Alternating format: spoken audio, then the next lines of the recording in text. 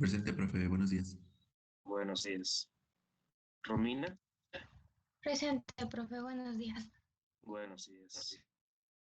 Evelyn, Presente. Buenos días. buenos días.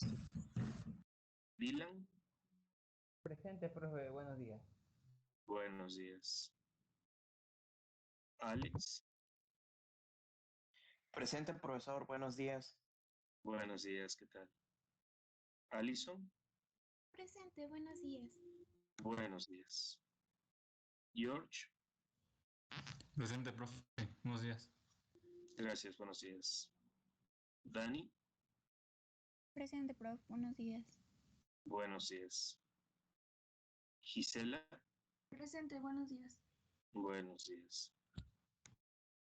Vane, Presente, profe. Buenos días. buenos días. Sam, Presente, profe, buenos días. buenos días. Adriana, Presente, profe, buenos días. buenos días. Memo, buenos días, ¿qué tal? Azul, Presente. Buenos días. buenos días. Presente, buenos días. Buenos días. Luján, Presente, buenos días. buenos días. Astrid,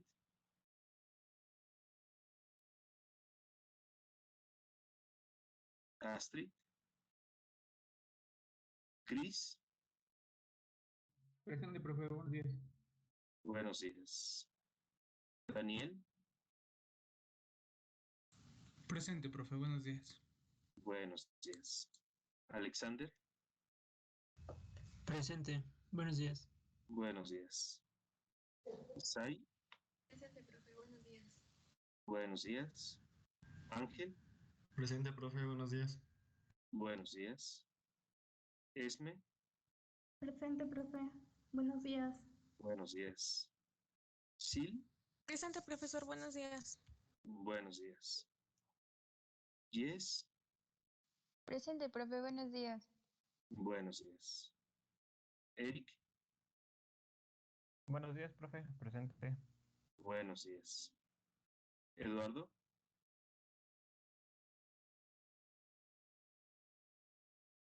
Eduardo y David. Presente, profe. Presente. Perdón, ¿contestó David? Sí, sí, sí. Es que no quería prender mi micrófono. Ok.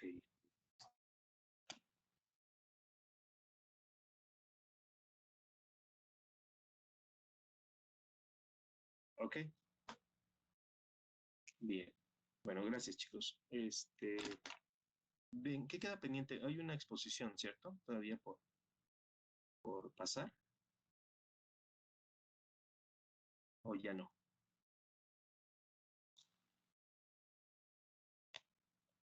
No, profe, creo que ya no.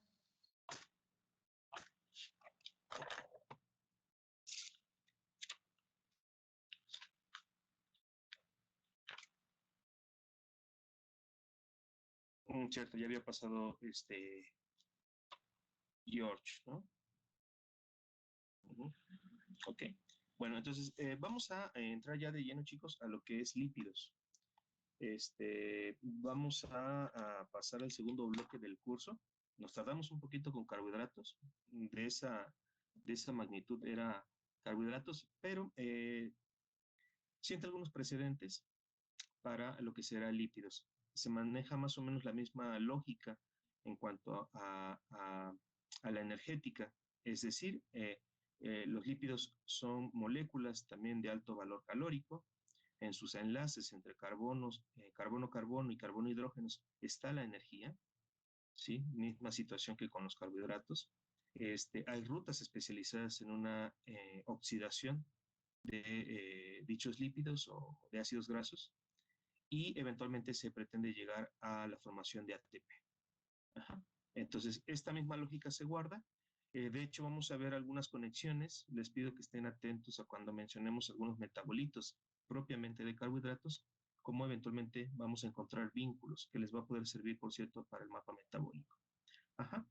Obviamente hay rutas muy concretas, especializadas, lipogénesis, lipólisis, que más o menos serían el símil de la glucólisis, ¿no? En el caso de la lipólisis, con otros productos, desde luego, y con otras consecuencias, porque en el caso de los lípidos sí hay algunas moléculas de desecho, ¿sí? O que a priori no se utilizan de inmediato. Eso nos puede llevar a algunos problemitas, pero hay mecanismos de eliminación. Ajá. Y bueno, están asociados, bueno, no asociados, relacionados, lípidos y carbohidratos, por esta lógica que ya les he dicho, ¿sí? Una primera utilización de carbohidratos, luego de lípidos. Cuando hay una desregulación, ya sea en el metabolismo de lípidos o de carbohidratos, por consecuencia habrá impacto en el otro, ¿no? Por ejemplo, rápidamente, si hubiera una dislipidemia, es decir, la persona generalmente consume grandes cantidades de lípidos, sobre todo triglicéridos, esto eventualmente puede contribuir a la larga a desarrollar este síndrome metabólico o incluso diabetes. Ese es un primer ejemplo. Y a la inversa también, la persona que consuma altas cantidades de carbohidratos eventualmente puede empezar a tener problemas de dislipidemias. ¿Por qué? Porque los lípidos son una forma de almacenaje del exceso de energía. Pero si la persona no comía grasas, no, pero comía carbohidratos y el cuerpo tiene la forma de hacer la conversión hacia lípidos. Entonces, definitivamente están relacionados, ¿de acuerdo? Esta sesión, la de hoy, será la introducción. Véanlo como una introducción a los lípidos desde el punto de vista estructural y clasificación. Y si nos da tiempo, no sé si nos da tiempo la sesión de hoy, llegaremos hasta digestión de lípidos. ¿De acuerdo? Entonces, vamos para allá. Les comparto pantalla en breve.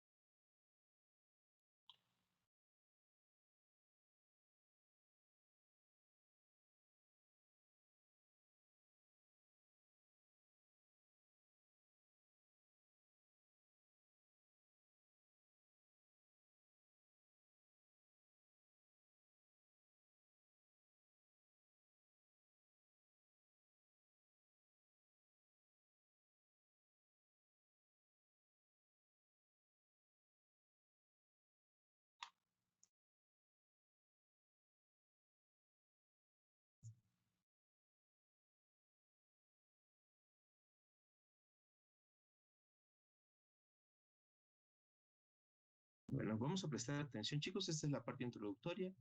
Estemos todos relajados. En realidad son algunos conceptos básicos sobre lípidos en cuanto a su estructura y su función.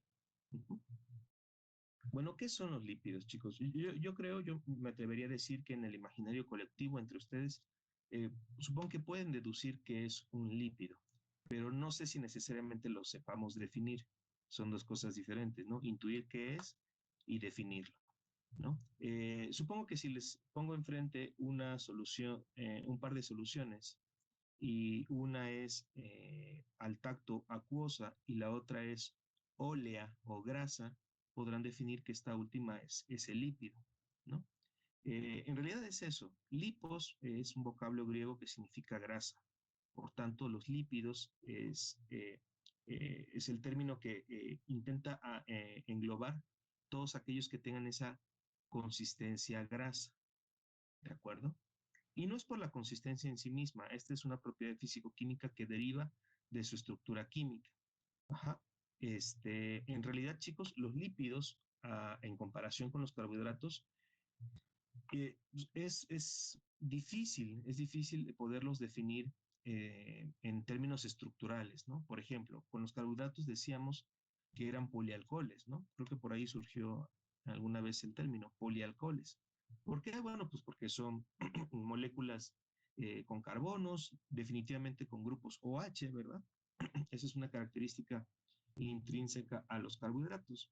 Ya luego podíamos hacernos un poquito bolas, ¿no? Si son monosacáridos, disacáridos, azúcares, azúcares versus no azúcares, ¿no? Bueno, ahí ya eran otros criterios, pero esencialmente, químicamente, cómo estaban conformados o cómo están conformados los carbohidratos es relativamente fácil, son polialcoholes. En el caso de los lípidos no es tan fácil desde el punto de vista estructural. ¿Por qué? Porque son muy heterogéneos. Sí, son muy heterogéneos. La clasificación que les voy a comentar en un ratito, bueno, es mucho más fragmentada de lo que vimos con los carbohidratos. Uh-huh. ¿Por qué? Pues porque algunos que tienen un grupo sí o sí polar, otros no necesariamente, algunos con un solo ácido graso, otros sin ácido graso, ¿no? Entonces, ¿qué es lo que define realmente a los lípidos? Más que la parte estructural de que si tienen tal o cual grupo químico, tiene que ver con su hidrofobicidad, ¿sí? Con su hidrofobicidad. Son insolubles en agua. Son insolubles en agua.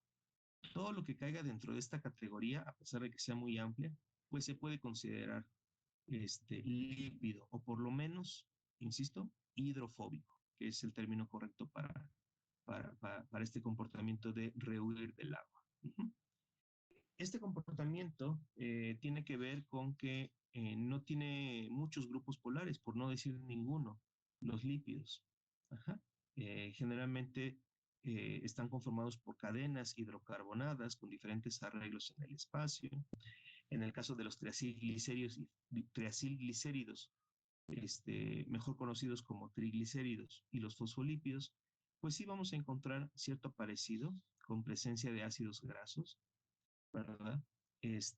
Pero en el caso del colesterol, que por cierto, justamente son los tres tipos de moléculas que les muestro aquí, el colesterol está en el centro, puede o no tener ácido graso. Entonces, ese no es un criterio para clasificarlos.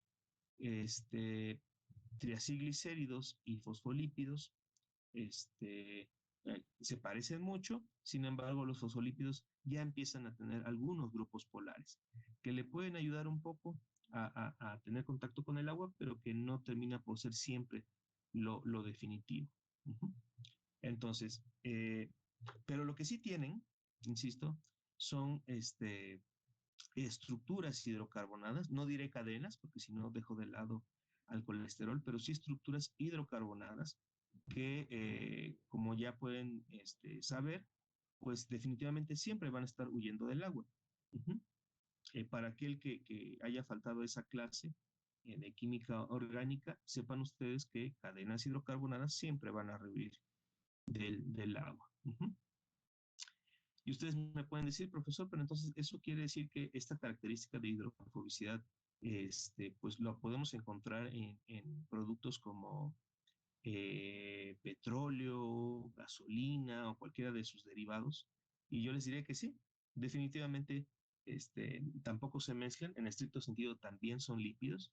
Sin embargo, bueno, tienen un nombre ya en particular, ¿no? Hidrocarburos, por tener aparte otras características. Definitivamente son cadenas largas de carbono e hidrógeno, pero se salen un poquito del grupo de los lípidos biológicos, ¿no? Pero pues sí, también rehuyen del agua y en estricto sentido también son lípidos, son grasas, ¿no? Pero bueno, esos no se preocupen, de hidrocarburos o cadenas muy, muy largas, los dejamos de lado, no tiene caso revisarlo porque no participan en el contexto biológico. Uh-huh. Muy bien. Entonces, decimos los lípidos son hidrofóbicos o por lo menos hay otro concepto que dice anfipáticos. Esto significa que sí tienen grupos no polares, pero también algún grupo polar, ¿no? Esto ayuda un poco, ¿sí? No resuelve por completo la hidrofobicidad, pero sí resuelve un poco la posibilidad de tener contacto con el agua. ¿Sí? Por ejemplo, pues así, algún ejemplo de anfipático sería, por ejemplo, las bicapas lipídicas, como la de la membrana celular. Sí, correcto, que a su vez las piezas para construir esas membranas pues son los mismos fosfolípidos. Ajá. Por esto que les decía, tienen cadenas, de hecho aquí voy a hacer una ampliación, este es un fosfolípido, dos representaciones de un mismo fosfolípido.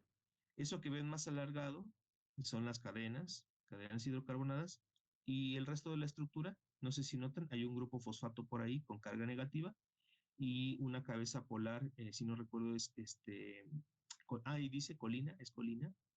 Es un compuesto que tiene nitrógeno que mantendría una carga positiva. Es decir, hay una región de toda la molécula con carga, ¿no? Esta fosfatidilcolina forma parte de las membranas biológicas, como usted menciona. Sí. Prof, prof, Sí. otro ejemplo podría ser las micelas. Correcto, también es una forma de, bueno, en este caso no son membranas como tal, pero sí hay una estratificación de los lípidos para poder enfrentar esta dificultad que es tener contacto con el agua. ¿Sí? En ese sentido, este, sí, también las micelas se organizarían para que las cargas polares queden hacia afuera y la parte no polar quede proyectada hacia adentro de la estructura esférica de la micela. Es correcto. ¿De acuerdo? ¿Sí me van siguiendo, chicos? Insisto, me atrevería a decir que esto ya lo intuían, pero bueno, aquí lo estamos organizando para poder definirlo mejor, ¿no? Sepan ustedes, vuelvo al punto original, es difícil definir a los lípidos en términos estructurales por todo lo heterogéneo que son los lípidos, pero sí pudiéramos definirlos con base en su comportamiento con respecto al agua. No se disuelven en agua. Ajá, ¿de acuerdo? Parece sencillo, ¿verdad? Pero bueno, también tiene su grado de complejidad. Miren, para propósitos de organizar la información y poder más o menos clasificarlos, les comparto esta imagen. Es una clasificación muy básica, no es la que, no es la clasificación consenso de algún modo, pero sí nos ayuda a organizar la información, ¿no? Miren, bajo la agrupación de ciertos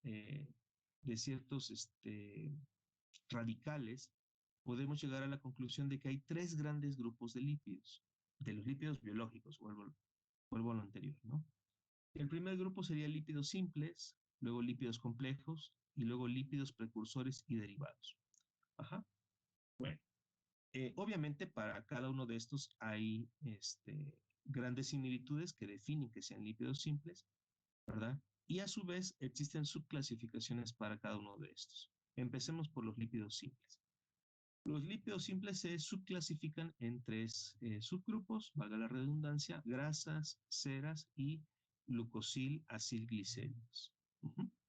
Esa sería como la subclasificación para los lípidos simples.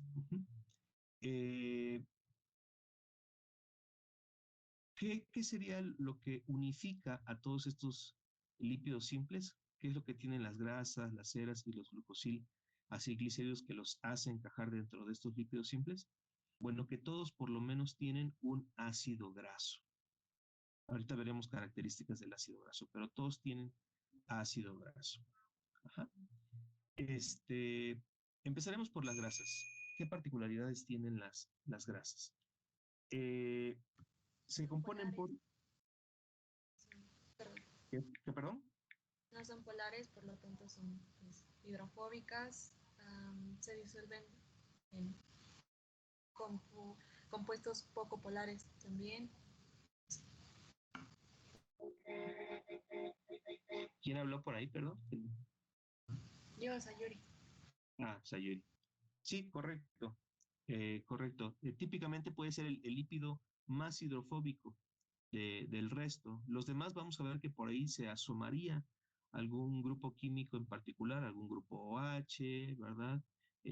Algún grupo fosfato que le puede dar cierto grado de polaridad a la molécula, ¿no? En ese sentido es correcto. Quizás las grasas sean de todos los lípidos los típicamente hidrofóbicos, que nunca, nunca, nunca, bajo ninguna circunstancia, se van a poder disolver en agua. Ajá. Pero en su composición, ¿qué podemos decir de estas grasas? Bueno, se componen de glicerol y de ácidos grasos. Ajá.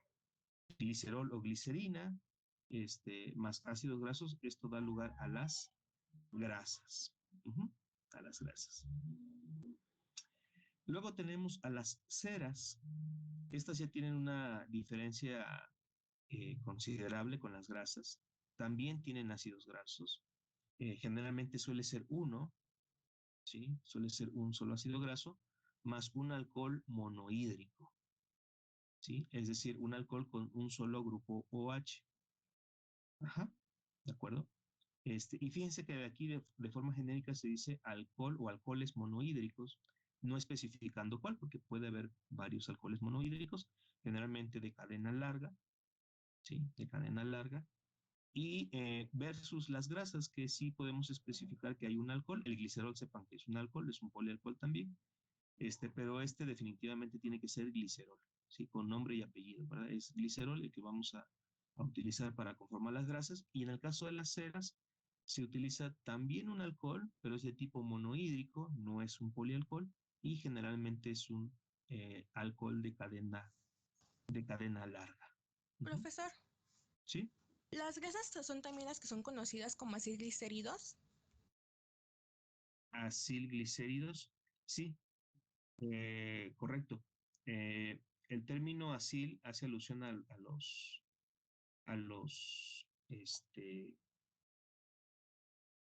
a, a los ácidos grasos, y el término glicérido refiere al glicero. ¿Quién habló por ahí, perdón? Yo, profe, sí. Ah, sí, correcto. Acilglicéridos. Profe, Ajá. entonces las ceras son como es una reacción química entre un ácido carboxílico y un alcohol. Correcto. Ujú. Sí. Y ya que menciona esto, en realidad se va a formar un enlace tipo éster que va a ser muy común para muchos lípidos, ¿no?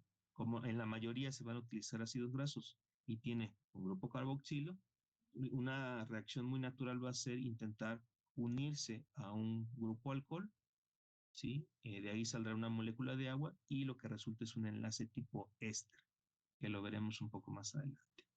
Ujú. Les comento esto porque el término esterificación va a ser un término muy utilizado.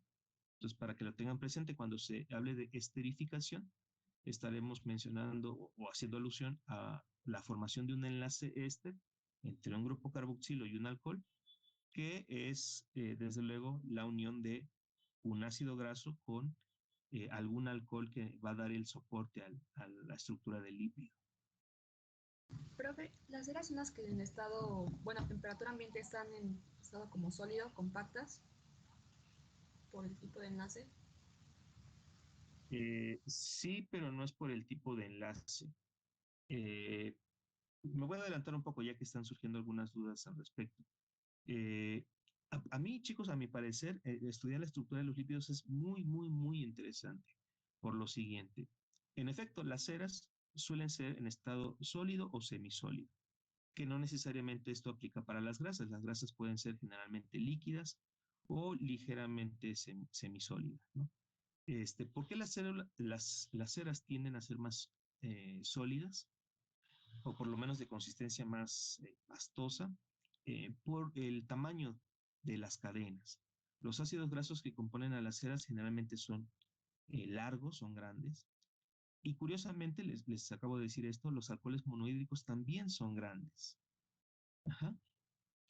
Ahora bien, para entender cuándo son líquidos o cuándo son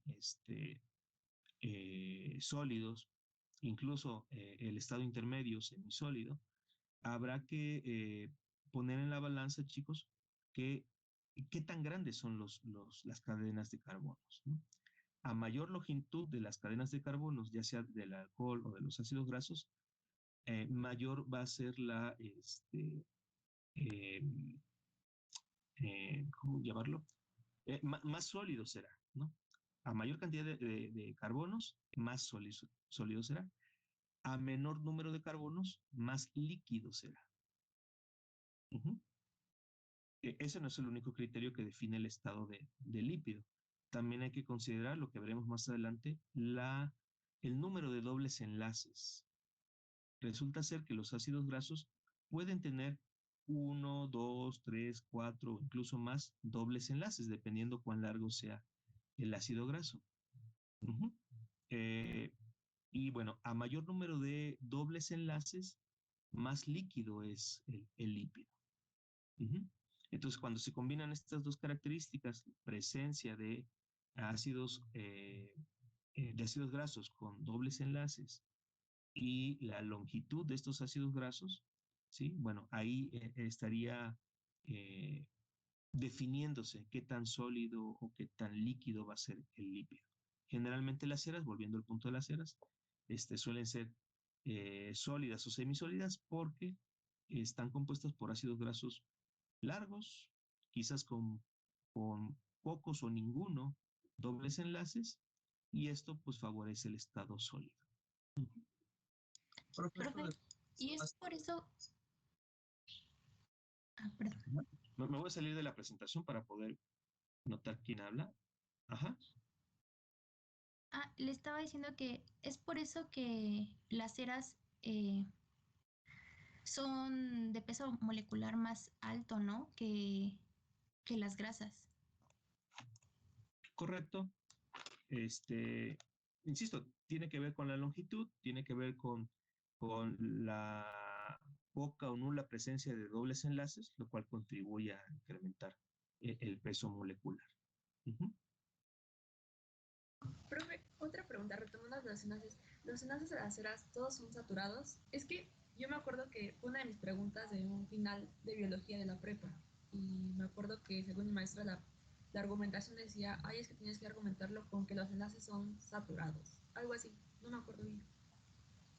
Sí. O sea, su pregunta es si siempre son saturados. No, no siempre. Okay. No, no siempre. Sí hay una tendencia a que sean ácidos grasos largos y saturados, eso sí, definitivamente, pero no siempre aplica. Habrá presencia de algunas ceras, insisto, mucho más, menos sólidas, más viscosas, que definitivamente tengan presencia de algún doble enlace. Ok, muchas gracias, profe. Que de hecho esta propiedad también impacta sobre las grasas. Ajá.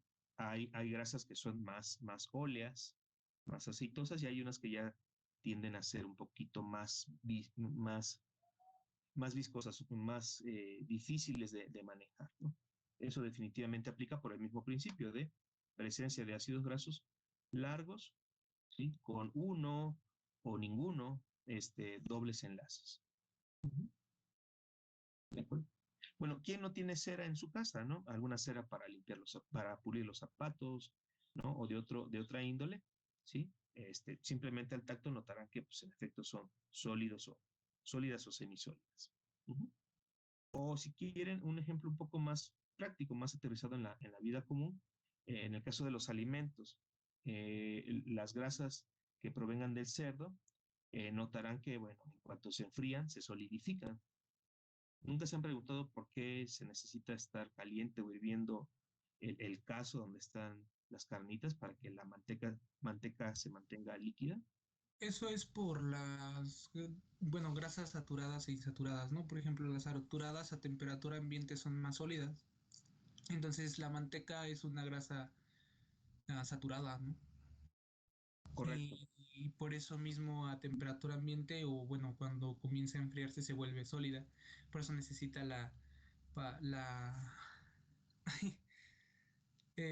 lo caliente para hacerse más líquida. Correcto, correcto. La temperatura influye mucho en el estado de la grasa como tal, ¿no? Sí, tiene que ver con eso. Si analizamos, bueno, sería difícil analizar toda la manteca, pero notaríamos que hay una grandísima proporción de ácidos grasos saturados, ¿no? ¿Qué son los ácidos grasos saturados? Ya que lo menciona Daniel, pues son ácidos grasos en los cuales entre las uniones, entre los carbonos, solamente hay enlaces sencillos. Solamente hay enlaces sencillos. En cuanto empiece a haber un doble enlace entre carbonos, eso es una insaturación. ¿Insaturado de qué? Podrían decir, bueno, de hidrógenos, ¿sí? Se intuye que son los hidrógenos los que ya no están ocupando esos enlaces con los carbonos y bueno, el carbono busca establecer sus 4 enlaces ¿verdad? Si le falta por ahí un hidrógeno, dice, bueno, te comparto otro enlace más contigo, carbono, ¿no? Entonces se generan dobles enlaces. Y de ahí surge la terminología monoinsaturado, poliinsaturado, etc. A ver, voy con Kevin.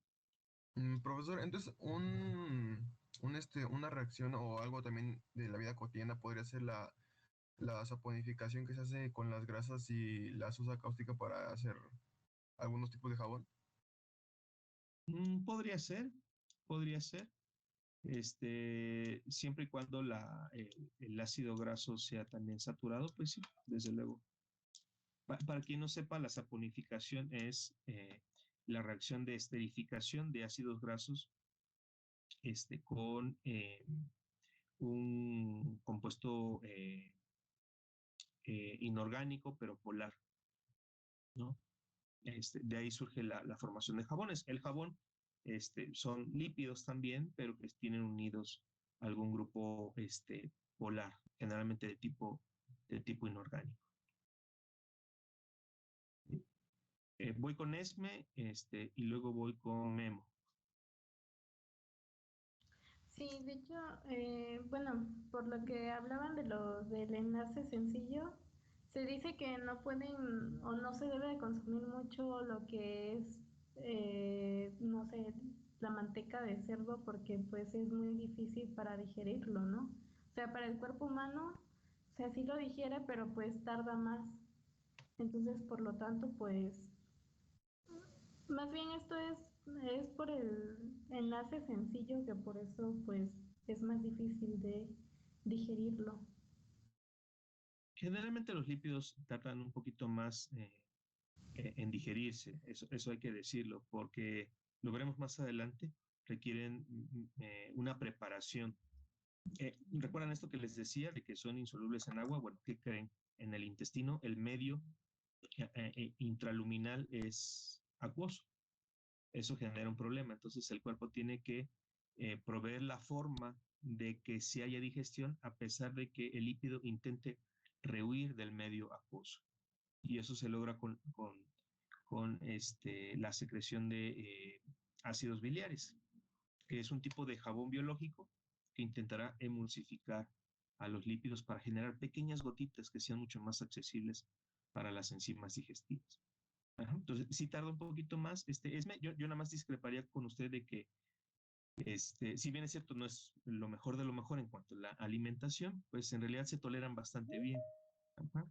Yo le diría que la mayor preocupación del consumo de este tipo de lípidos de origen animal, pues es que son saturados, ¿sí? Y eso puede contribuir a un mayor excedente de la formación de colesterol, y este excedente de formación de colesterol tiende a acumularse en sitios muy particulares como son el interior de los vasos sanguíneos. Ese es el problema, pero cualquiera que se coma un taco de carnitas, pues no le pasa gran cosa, ¿no? A menos que estemos hablando de alguien ya con muchos años con estos hábitos y bueno, sea el día que le tocó el consumir las últimas carnitas, ¿no? Con lo cual eventualmente le vino un trombo de lípidos, o se terminó por cerrarse el calibre del vaso sanguíneo, se desprendió la placa aterosclerótica, etcétera, etcétera. ¿De acuerdo? Voy con Memo, su comentario.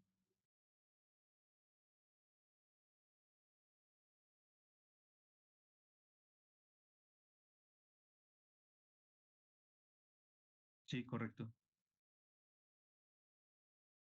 Sí, correcto. Eh, puede haber monoinsaturados, supongo que han escuchado el término, implica que solamente hay un solo doble enlace, y de 2 en adelante son poliinsaturados. Ahora, como lo veremos, me voy adelantando a varias cosas porque van surgiendo dudas, lo veremos más a detalle. Se dice o se entiende que los más sanos, los lípidos más sanos, son los poliinsaturados. ¿De acuerdo? ¿Por qué? Bueno, generan menor grado de oxidación, aportan menos energía. Y ustedes pueden decir, ¿pero cómo? Si lo que queremos es energía. Bueno, sí, pero lo que pasa es que en realidad los lípidos son grandes proveedores de energía. grandes proveedores de energía más que una molécula de glucosa. Entonces, restringirlo un poco no viene del todo mal, ¿sí? Aparte de que no contribuyen necesariamente a la formación del excedente de colesterol, que va a ser un problema importante más adelante, ya lo veremos.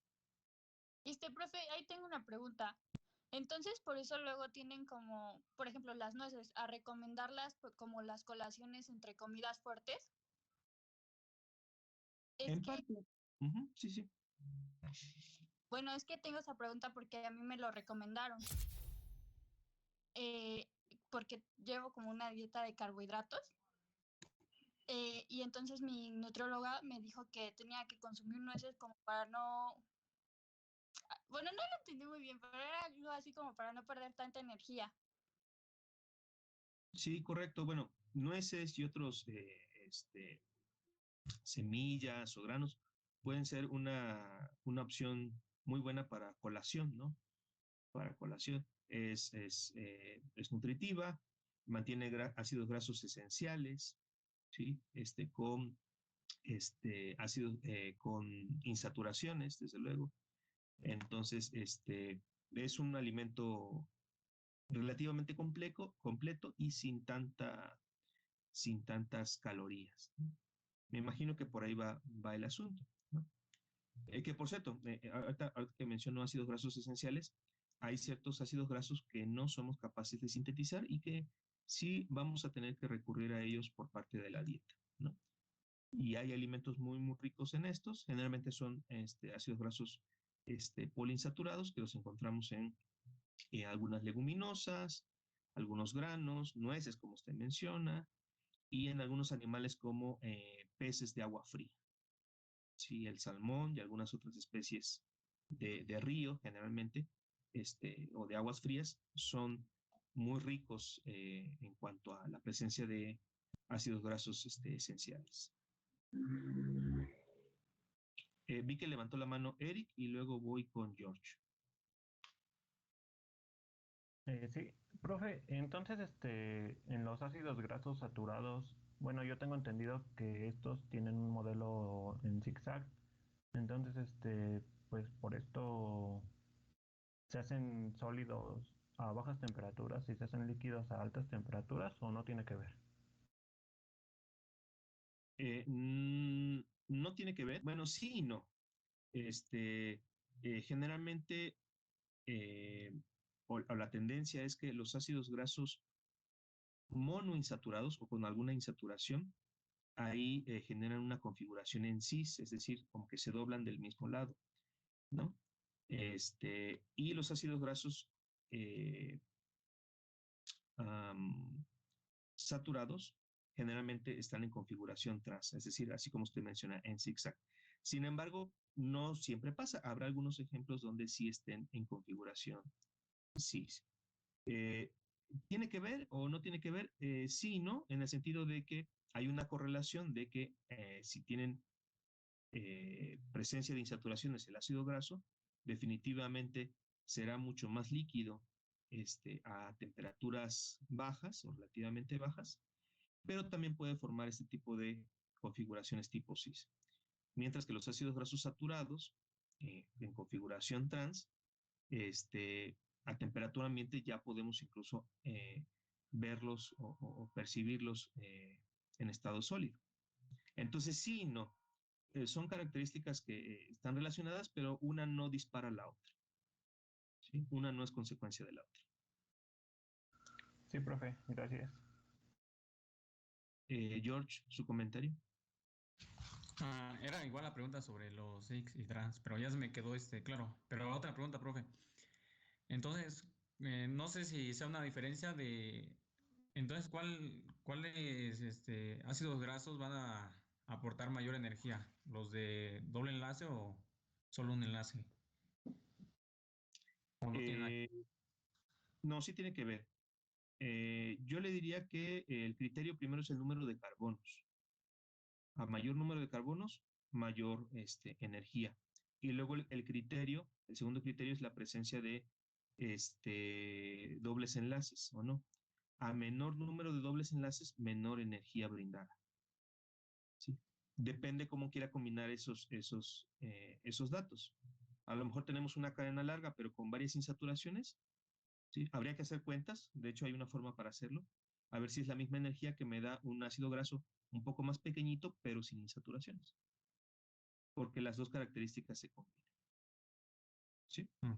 Y bueno, ya que mencionan esto, insisto, bueno, qué bueno que van surgiendo dudas, me permite eh, darle ciertas premisas a lo que veremos más adelante. En el caso de la beta oxidación, que es la ruta por excelencia para oxidar ácidos grasos, el éxito de obtener más o menos energía tiene que ver con estas dos características que le menciono yo. Y es que, para no variar, se parece un poco a lo que vimos en metabolismo de carbohidratos. ¿De dónde surge la energía? ¿De dónde sacamos la energía de los lípidos? Pues de los enlaces carbono-carbono. Entonces, ahí vamos viendo esto que les decía, ¿no? Qué tan largos son los ácidos grasos y entonces bueno, mayor energía. Pero también de los hidrógenos. Resulta ser que los ácidos grasos, debido a que son cadenas hidrocarbonadas, tiene buena cantidad de hidrógenos que si yo se los logro quitar para formar, adivinen qué, FAT y NAT, a partir de ahí yo puedo redireccionar esos FAT y NAT para la conversión de energía. ¿De acuerdo? Entonces, en la beta oxidación se hace esto, se cortan las cadenas de los ácidos grasos en fragmentos de 2, eso da lugar a moléculas de acetilcoenzima A, y bueno, ya sabemos qué pasa con el acetilcoenzima A, alimenta el ciclo de Krebs, y los hidrógenos que le vamos a ir restando por oxidar a los ácidos grasos, de ahí el nombre de beta oxidación, se convierten en FAD que me llevan también a la formación de energía. Vi que alzó la mano Aldo y luego voy con Gisela. Sí, nada más como para corroborar, profe. Como tal, entonces sería en una dieta saludable consumir menos grasas saturadas y más insaturados. Y bueno, tengo entendido que esto permitirá pues una alza en lo que es el colesterol bueno para eliminar así el colesterol malo. Sí, correcto, correcto. ¿Por qué consumir más? ¿Por qué la recomendación es consumir más ácidos grasos insaturados? Por esto que ya les mencionaba de la energía, ¿sí? Podemos restringir un poco de cantidades excesivas de energía, por por la poca oxidación que vamos a obtener después de consumir estos ácidos grasos y tal cual, porque esto favorecería eventualmente menor producción del colesterol. Aquí viene una buena noticia, chicos. Ustedes pueden decir, híjoles, es que yo no consumo lípidos, me voy a morir, mejor si consumo, ¿no? No se preocupen. Los lípidos son tan importantes en nuestro organismo, ya lo mencionaban por ahí en la formación de las membranas, que tenemos rutas metabólicas para sintetizar estos lípidos, aún sin haberlos consumido.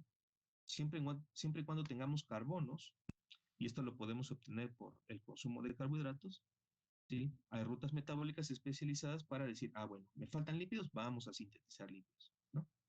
Y podemos sintetizar ácidos grasos saturados nosotros también, igual como lo hace el cerdo, ¿no? Entonces podemos sintetizar esos ácidos grasos. Si alguien se privara de lípidos, créanme que no pasa gran cosa, no pasa gran cosa, porque los podemos reponer fácilmente. Ahora, sorpréndase, me estoy adelantando, estoy dando muchas premisas a lo que veremos más adelante. Sorpréndase, muchachos. Si alguien no consumiera colesterol porque es vegano, por lo que sea, y dicen, yo no consumo colesterol, yo, fíjense aquí, mis ensaladas, mis carbohidratos, no consumo colesterol. Y un buen día va a hacerse los laboratoriales y resulta ser que tiene el colesterol disparado. ¿Por qué? Si no consume carnes, no consume queso, no consume leche. ¿De dónde el incremento de colesterol? Ah, bueno, es que resulta ser que sí, en efecto, la persona es vegana, pero no necesariamente eso implica que cuide el consumo de sus calorías. Resulta ser que entre grasas vegetales y carbohidratos tiene un excedente de calorías que lo que va a hacer es que acumule grasa. Y el excedente de calorías también lleva a tener un excedente de acetilcoenzima A, ya que no adivinan de qué bloques constructores se requiere para sintetizar colesterol. De acetilcoenzima A. Entonces, que una persona no consuma alimentos de origen animal no garantiza que no pueda tener incrementado el colesterol. Puede suceder, ¿no? Puede suceder. pero bueno, ya lo iremos aclarando más adelante, pero les adelanto todo esto, ¿no? O sea, sí se requiere el consumo de lípidos, desde luego hay alimentos que tendrán lípidos sí o sí, pero hay que cuidar cantidades de esos lípidos, qué tipos de lípidos son. Ciertamente, así como les he referido, creo que se los he dicho anteriormente, las proteínas de origen animal no son lo mejor en el metabolismo energético. Los lípidos de origen animal tampoco lo son. Se recomienda ácidos grasos insaturados y estos son más frecuentes en alimentos vegetales. Por ahí hay algunos que otros alimentos de origen animal con buena cantidad de ácidos grasos insaturados, como son los peces de aguas frías, pero en nuestro consumo generalmente son animales de granja, ¿no? Cerdo, oveja, res, etcétera. Voy con Gisela ahora. Están muy participativos hoy, chicos. Sí, Gisela, Profesor, solo había leído y quería saber si es cierto que los ácidos grasos polisaturados, por ejemplo, me estaba poniendo el ejemplo de omega 3, que estos ayudan a retrasar o a mejorar el deterioro de la memoria. ¿Eso es cierto?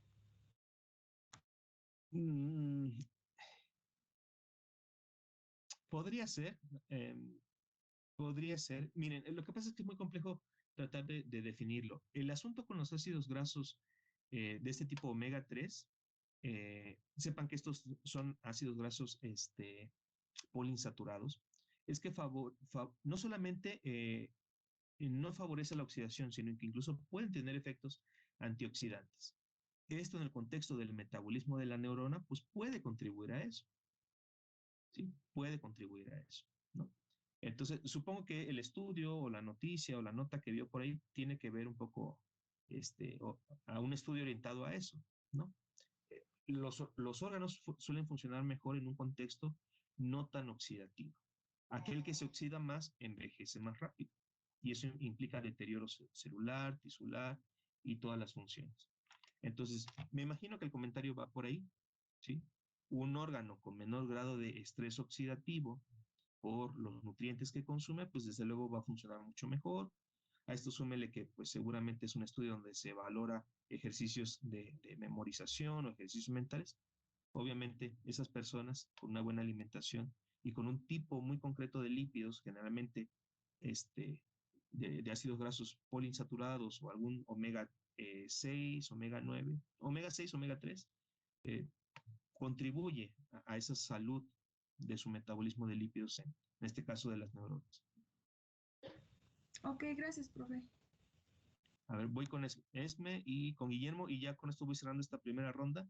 Si más adelante surgen dudas, y bueno, y Azul finalmente, si más adelante surgen dudas, las retomamos, pero necesito avanzar en esta parte introductoria. Voy con usted, Esme. Sí, profe.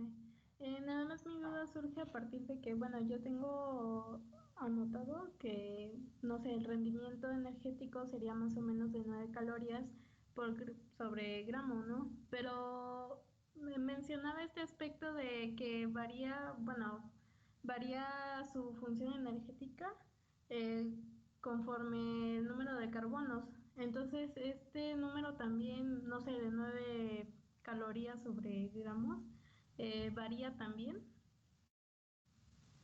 A ver, ¿qué cree? En la primera parte de su comentario no le escuché muy bien porque se me estaba entrecortando. ¿Me repite esta parte de las 9 calorías? ¿De dónde salen estas 9 calorías? ¿Qué es el rendimiento energético?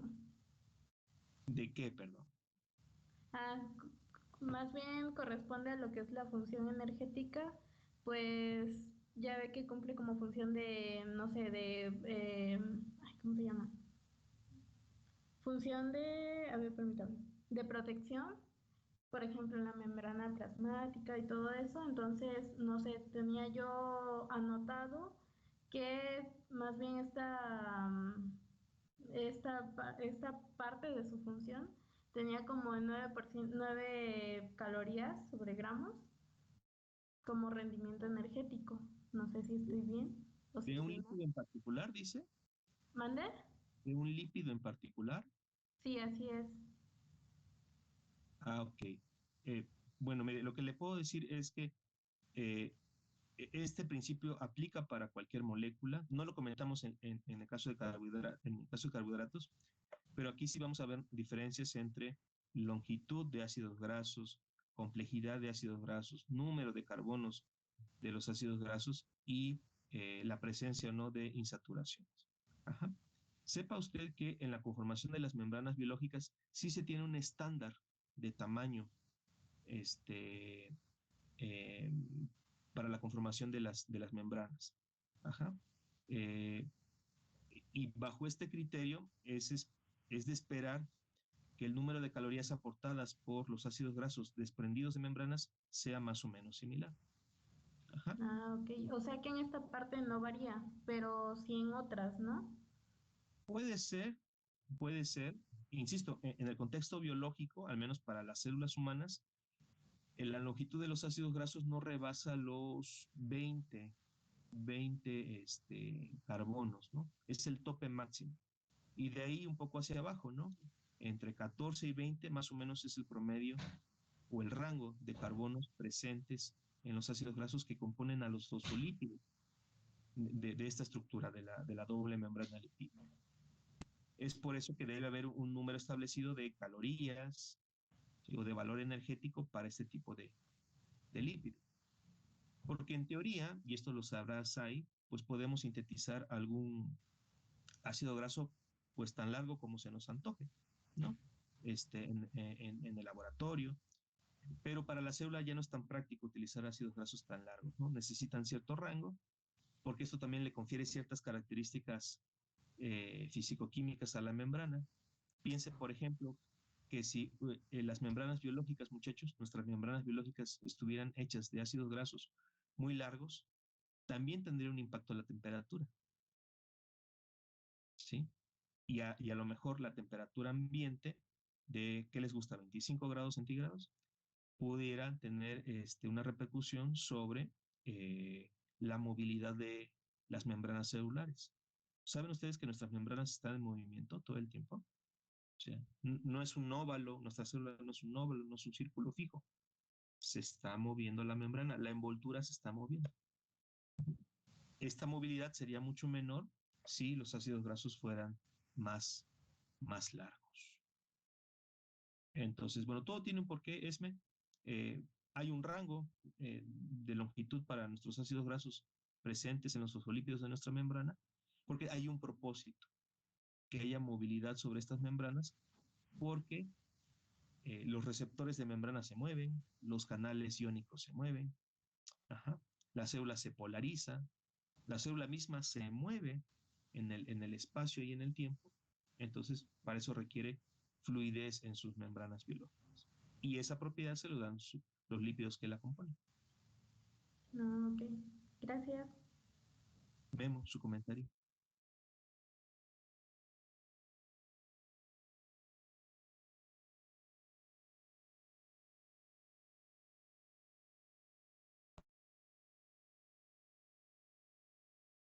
Ah, bueno.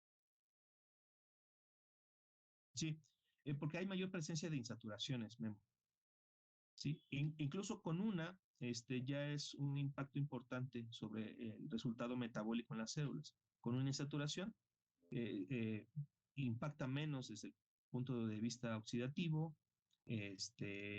menor cantidad de energía. Tiene que ver por eso, con la mayor presencia de insaturaciones en tejidos vegetales. Simplemente por eso.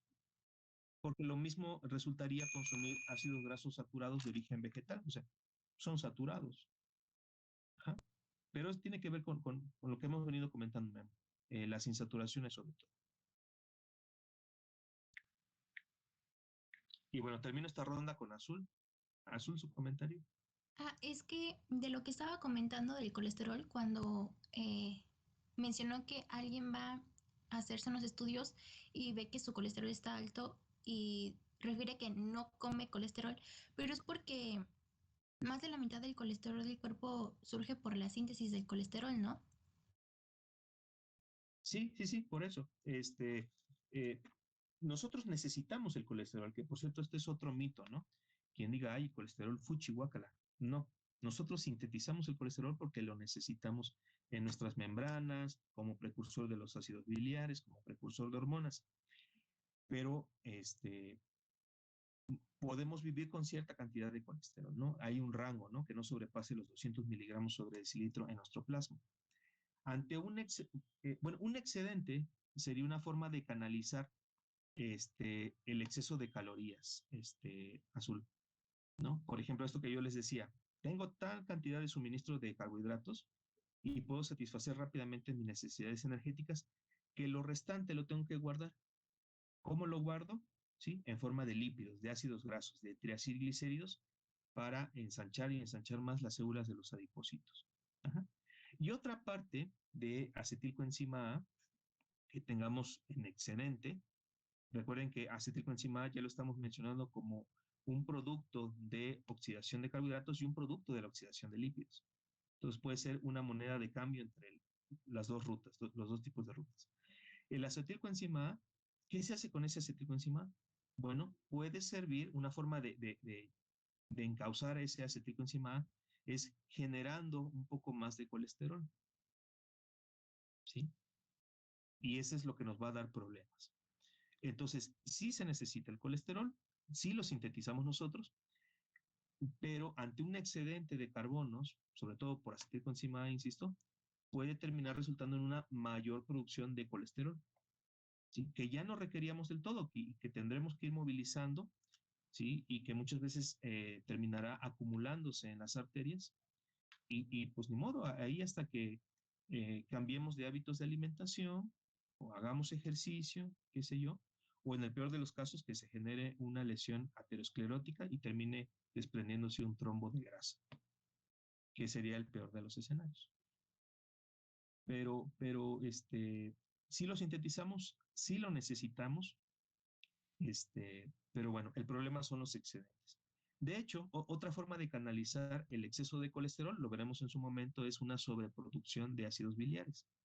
Resulta ser que el hígado, para no variar, sigue administrando aquí también a los lípidos, dice, caramba, tenemos mucho colesterol, ya se generaron muchas lipoproteínas, pobre persona, seguimos taponeándole las arterias, pero seguimos teniendo exceso de colesterol. ¿Qué se hace? Se vierte un poco más de ácidos biliares. ¿Por qué? Porque los ácidos biliares son producto de la utilización de colesterol. El colesterol es precursor de los ácidos biliares. No sé si contesté su pregunta, Azul. Sí, y es que yo tenía el dato de que se sintetizaban aproximadamente 700 miligramos de colesterol al día. ¿Esto es cierto o no? Sí, sí, en promedio, en promedio. Se puede vivir con un poquito menos, pero se pueden alcanzar esas cifras. Uh-huh. Dijo miligramos, ¿cierto? ¿Verdad? ¿Miligramos? Sí, miligramos. Miligramos, sí. Uh-huh. ¿De acuerdo, chicos? Bueno, creo que hemos contestado varias preguntas.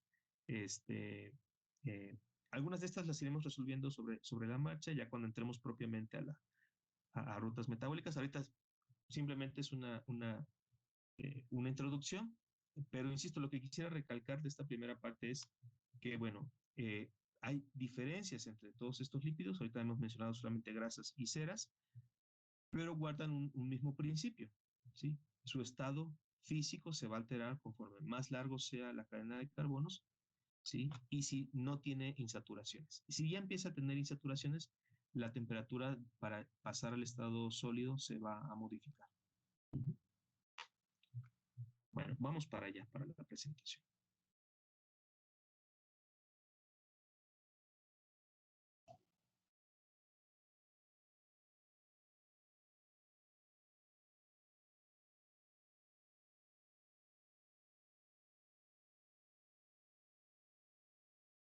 Bueno, estábamos aquí, ¿no? Entonces, bueno, esas son las diferencias pues, más destacables para grasas y ceras. Tenemos un último grupo dentro de los lípidos simples que son los glucosilacilglicéridos. Estos tienen glicerol, estos tienen un ácido graso y se pueden acompañar de un carbohidrato. Generalmente suelen ser azúcares simples, ¿verdad? Pero bueno, esto ya le agrega un plus a estos glucosilacilglicéridos, porque por lo menos son menos hidrofóbicos que los anteriores, dado que el carbohidrato, como tiene grupos OH, le brinda cierta polaridad al lípido, ¿no? Cierta polaridad al lípido. ¿De acuerdo? En este sentido, claramente, grasas y ceras son hidrofóbicos, porque a pesar de que, por ejemplo, glicerol y el alcohol monohídrico tienen grupos OH, estos grupos OH rápidamente se deshacen para formar enlaces tipo éster con los ácidos grasos. Entonces, bueno, grasas y ceras son típicamente hidrofóbicas. Glucosilacilglicéridos puede tener cierto grado de polaridad, no se resuelve del todo su hidrofobicidad, pero le permite una mayor interacción con moléculas de agua. Bueno, en el caso de los lípidos complejos, son llamados así porque definitivamente tienen más grupos químicos asociados al lípido. Aquí encontramos 4 grupos como subclasificación, que son los fosfolípidos, tal cual, ¿sí? Los glucolípidos, no, perdón, les había dicho 4, son 3, fosfolípidos, glucolípidos y otros lípidos complejos. Ajá. Empezaré con estos últimos, los lípidos complejos, son los llamados aminolípidos, sulfolípidos y lipoproteínas, que como el nombre o los términos aluden, tienen mayor presencia de grupos amino, de azufre, o en el caso de las lipoproteínas, estas últimas son partículas. Los chicos que ya estén revisando su material para exponer lipoproteínas sabrán a qué me refiero. En sí mismo no son moléculas, incluso son complejos moleculares de gran tamaño, pero en los cuales se ensamblan varios lípidos para su transporte en plasma. Que por cierto, estas lipoproteínas pues las veremos detenidamente, cuáles son, qué características tienen, de qué se componen y las enfermedades asociadas a estas lipoproteínas. En el caso de fosfolípidos y glucolípidos, chicos, los fosfolípidos a su vez tiene otra subclasificación, que son los glicerofosfolípidos y los esfingofosfolípidos. Ambos grupos, glicerofosfolípidos y esfingofosfolípidos, están compuestos por ácidos grasos, un alcohol, que aquí no se especifica cuál, y la presencia de ácido fosfórico o un grupo fosfato, vamos. Esta sería la composición genérica para los dos grupos, glicerofosfolípidos o esfingofosfolípidos. ¿Qué hace la diferencia entonces entre uno y otro? ¿Cuál es el alcohol? Por ejemplo, para los glicerofosfolípidos claramente se alude a la presencia de glicerol. Entonces, el alcohol para los glicerofosfolípidos es glicerol. Y en el caso de los esfingofosfolípidos, el alcohol presente va a ser la esfingosina. ¿Sí? La esfingosina. Eso es lo que hace la diferencia entre un grupo y otro. Ambos, insisto, se consideran fosfolípidos. De hecho, ambos grupos se combinan en las membranas biológicas para darle todas las características físico-químicas de movilidad, ¿sí? Y de viscosidad que pueda tener la membrana. Bueno, resulta ser de la combinación de glicerofosfolípidos y esfingofosfolípidos. En algunos tejidos hay un poco más de esfingofosfolípidos, por ejemplo, en células nerviosas suele haber una buena proporción de esfingofosfolípidos, y en otras células periféricas, pues los números pueden ir variando, ¿no? Mitad y mitad, o a veces gana un poco más la presencia de los glicerofosfolípidos, pero bueno, se van combinando en varios tejidos. De hecho, bueno, hay más como comentario, los esfingofosfolípidos creo son precursores de la mielina, ¿no? Sí, los esfingofosfolípidos forman parte de, bueno, sí, tienes razón, de las vainas con mielina, ahí están presentes de forma muy enriquecida estos esfingofosfolípidos. Por eso les mencionaba su presencia destacable en el sistema nervioso por parte de estos esfingofosfolípidos. Sí, es correcto. Y bueno, tenemos ahí al ladito los glucolípidos, como pueden suponer, estos tienen presencia de carbohidratos, estos tienen ácidos grasos, esfingosina, ya podemos decir claramente que el alcohol aquí presente solamente esfingosina, y fíjense que curiosamente ya no tiene ácido fosfórico o grupo fosfato, sino que tienen carbohidratos. Lo que resultaría entonces es que estos carbohidratos cumplen un poco el papel del ácido fosfórico, es decir, brindan polaridad. El ácido fosfórico lo hacía con una carga negativa, los carbohidratos, que en su mayoría son monosacáridos, bueno, pueden ser monosacáridos, disacáridos u oligosacáridos. ¿Sí? Estos carbohidratos con sus grupos OH también brindan cierto grado de polaridad o mucha polaridad para estos glucolípidos. ¿De acuerdo? Y bueno, finalmente, dentro del tercer gran grupo de lípidos, tenemos lípidos precursores y derivados, que en realidad, bueno, algunos autores cambian este término por derivados del colesterol. Sepan que es, pues básicamente lo mismo, ¿no? Todos los lípidos que tengan como precursor al colesterol, bueno, encajan aquí. ¿Como qué tipo de lípidos?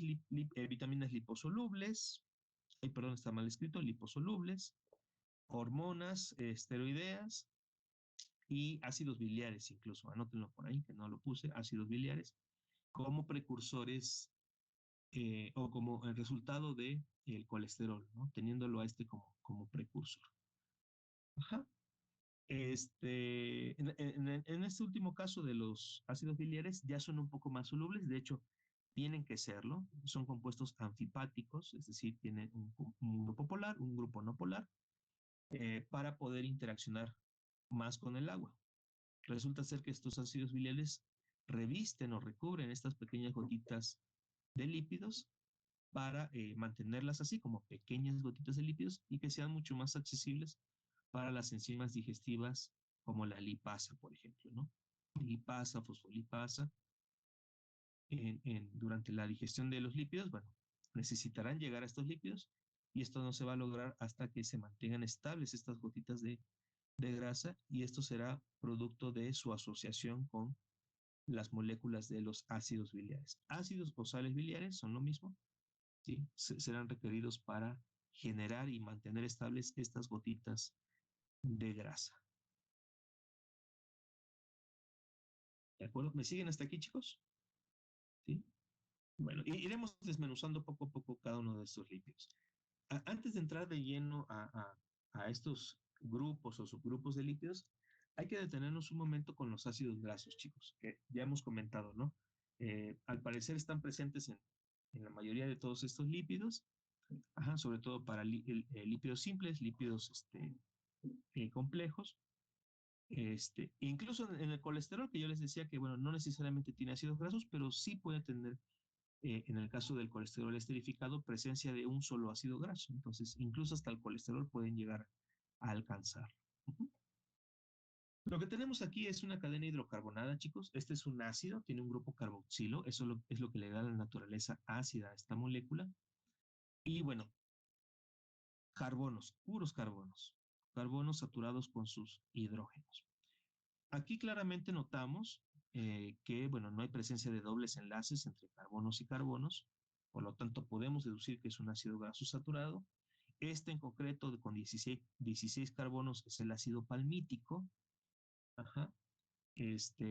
Palmítico, palmitato, aquí también aplica este principio de que las moléculas ionizadas terminan en acto, pero si tuviera el grupo funcional completo, ¿sí? Sin ionizar, pues tendríamos que llamarle en estricto sentido ácido palmítico con el sufijo ico.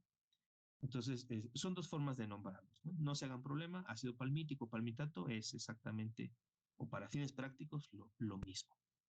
Ajá. Noten, chicos, y es algo que va a ser muy, muy regular en la mayoría de ácidos grasos, por ahí puede haber alguna excepción, pero para la mayoría de ácidos grasos vamos a tener cadenas pares, con números pares de carbonos. 2, 4, 6, 8, 16, 20, 24 carbonos, ¿sí? Generalmente vamos a encontrar ácidos grasos con números pares y esto tiene una sencilla razón.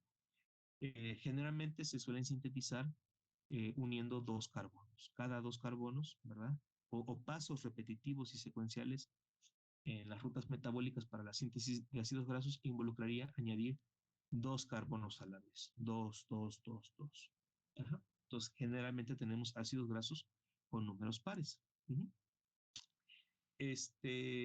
Y a su vez, la descomposición o la degradación de estos ácidos grasos también tiene que ver con retirar dos carbonos, ¿no? Por ejemplo, hace rato que les mencionaba la generación de acetilcoenzima A tras el corte y oxidación de los ácidos grasos, pues piensen, el grupo acetilo del acetilcoenzima A es una cadenita de dos carbonos. ¿De dónde surgió? Bueno, pues de ir recortando, ¿verdad? Dos carbonos a la vez de cada ácido graso.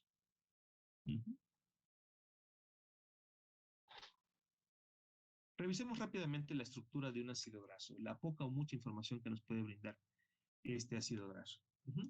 Aquí tenemos el ácido graso como tal. Noten que aquí en esta ilustración se nos muestra el grupo carboxilo ionizado. Entonces, en estricto sentido, este ácido graso tendríamos que mencionarlo con el sufijo ato, ¿no? Bueno, partamos de los rótulos de abajo hacia arriba para entender mejor cómo está conformado este ácido graso. Toda la molécula, entonces, sería el ácido graso completito, ¿no? O por lo menos el grupo acilo, ¿sí? El grupo acilo.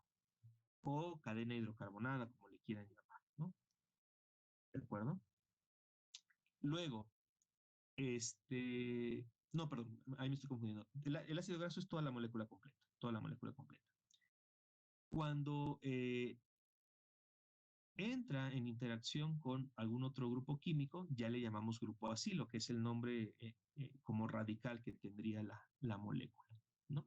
No sé si notan ahí la segunda flecha, hace una separación con respecto a ese oxígeno cargado, porque es el que generalmente forma parte del enlace.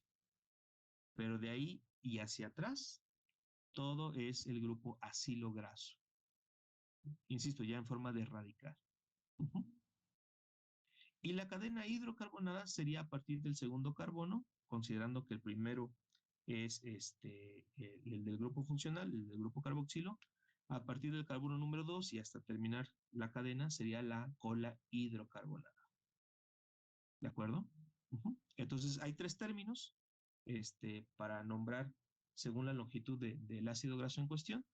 Toda la molécula sería todo el ácido graso, descartando el oxígeno que formará parte del enlace. Descartando ese oxígeno, lo que nos resta sería el grupo acilo, es decir, ya el radical como tal de la molécula. Y luego, recortando un poco más, quedándonos a partir del carbono número 2 y hacia atrás, sería la cola hidrocarbonada. ¿Sí? La cola hidrocarbonada.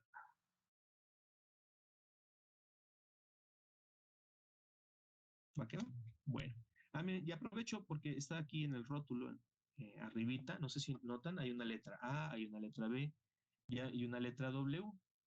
Están mal, no es A, B y W, sino que intentan aludir a las letras griegas alfa, beta y omega. Omega. Les platico rápidamente de qué va todo esto, chicos. Resulta ser que en notación de química, digamos, el carbono del grupo funcional se descarta y no se nombra con el alfabeto griego, ¿no? Sí se toma en cuenta desde la numeración, es decir, el carbono del grupo carboxilo es el carbono 1, eso siempre va a ser así, pero cuando empezamos a utilizar el alfabeto griego, la referencia es el siguiente carbono, el carbono número 2, al cual le vamos a llamar alfa. Por consiguiente, el que le sigue, el carbono 3, sería el beta. Por tanto, el cuarto sería el gamma, y así de forma consecutiva, ¿no? Este tipo de referencias es coloquial, no es sistemática, ¿de acuerdo? Entonces, esto ha traído algunos problemitas. ¿Por qué? Porque si bien es cierto que, bueno, podemos decir, ok, descartamos el carbono 1 y a partir del carbono 2 empezamos a nombrar carbono alfa, carbono beta, gamma, delta, etcétera, etcétera, ¿no? Pero por ahí hubo algún listillo que dijo, ok, si iniciamos con alfa en el extremo del ácido graso, quiere decir que el último carbono sería el omega. No sé si ustedes sepan, pero omega es la última letra del alfabeto griego. Entonces, aquí hay una falacia, no porque un ácido graso en su último carbono, ¿verdad?, sea el final de la molécula en sí, le vamos a poner la misma letra del alfabeto griego. Por una sencillísima razón. Obviamente, cada ácido graso es diferente en su longitud, ¿sí? Y entonces, no tendría razón de ser que el último carbono se le nombre siempre omega, dado que vamos a encontrar ácidos grasos de diferentes longitudes, ¿no? A menos que en efecto lleguemos a un ácido graso que tenga el mismo número de carbonos que las letras del alfabeto griego. Entonces, esto es un pequeño error que se ha arrastrado, pero que bueno, no se ha descartado del todo, por cierto. Si bien fue un error para quien se le ocurrió, el error se ha mantenido por quienes lo seguimos utilizando. Ajá. Entonces, pues sepan lo que a partir del carbono 2 se le nombra carbono alfa, luego beta, gamma, etcétera, etcétera, etcétera. Y en algún momento nos vamos a perder en la secuencia y vamos a decir simplemente que ya el último es el carbono omega. ¿Sí? Carbono omega. Lo cual, no sé si ya lo van intuyendo en mi comentario, lo cual nos hace llegar a los ácidos grasos omega 3, omega 6, omega 9. Sí, esta forma de nombrar a los ácidos grasos también es bastante imprecisa porque no hay un solo omega 3, hay varios omega 3. ¿Y cómo es eso? Bueno, resulta ser que si ya tomamos por cierto que el último carbono va a ser el omega, pues ¿por qué no empezamos a contar de atrás para adelante? Y entonces, contando 3 enlaces a partir del último carbono, y si ahí en esa tercera posición encontramos una insaturación, un doble enlace, entonces este ya se vuelve un carbono, un ácido graso insaturado. Los ácidos omega 3, omega 6, omega 9 son ácidos grasos insaturados. Y este número 3, 6 o 9 tiene que ver con la posición de donde encontramos el primer doble enlace de atrás para adelante. Ajá. Si fuera en esta posición, voy a tratar de hacer un acercamiento. Si fuera en esta posición, entre estos dos carbonos, el primer doble enlace, pues bueno, asumamos, ¿no? Diríamos omega 1. Pero no es así. No es tampoco en el siguiente enlace, sino hasta el tercero. Por eso se nombra omega 3, porque estamos contando de atrás para adelante la presencia del último o el único, no sabemos, doble enlace en ese ácido graso. Bajo esta misma lógica, si contando de atrás para adelante contamos 6 posiciones y es ahí donde encontraremos un doble enlace, entonces será un omega 6. Si seguimos contando de atrás para adelante y es hasta la posición número 9 que encontramos un doble enlace, pues entonces diremos que es un omega 9. Pero insisto, esta terminología es bastante imprecisa porque no nos dice la longitud del ácido graso, que eso sí es lo más notable. Entonces, cada vez que vean por ahí omega 3, omega 6, omega 9, en realidad nos da poca información esa terminología. Nos indica que sí, en efecto, hay presencia de dobles enlaces, entonces el producto tiene un ácido graso insaturado por lo menos, donde el último doble enlace fue contado de atrás para adelante en 3 posiciones, ¿no? En 3 posiciones. Entonces, les comento todo esto porque es una terminología muy utilizada todavía, bastante imprecisa por lo que ya les he dicho, pero que bueno, se sigue utilizando, suena sofisticado, ¿por qué no? Omega 3 no es lo mismo que decir ácido palmítico, etcétera, ¿no? Suena más sofisticado decir omega 3, omega 6 u omega 9.